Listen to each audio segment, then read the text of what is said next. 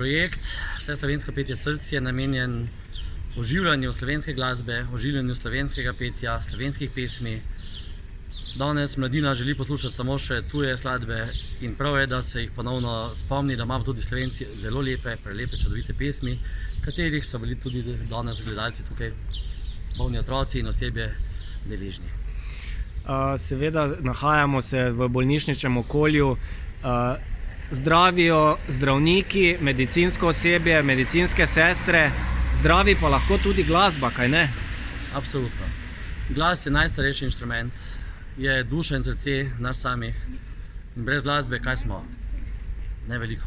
Vsak, ko pozna, vsak gre kdaj kam pet, vsak sliši glasbo, tudi tukaj so mimoidoči hodili, samo ob hoji mimo so se že zazibali in to je to. Če čutimo glasbo, čutimo sebe in potem smo seveda lažje tudi zdravi. Pa vi kot profesor petja, tenorist, torej priznan strokovnjak na tem področju, kako opažate, je slovenska pesem prisotna v slovenski družbi dovolj? Tja, žal ne. Predvsem stare skladbe, starih pesmi je premalo. So izročila tu pa tam na podeželju, a tudi tam žal izumirajo.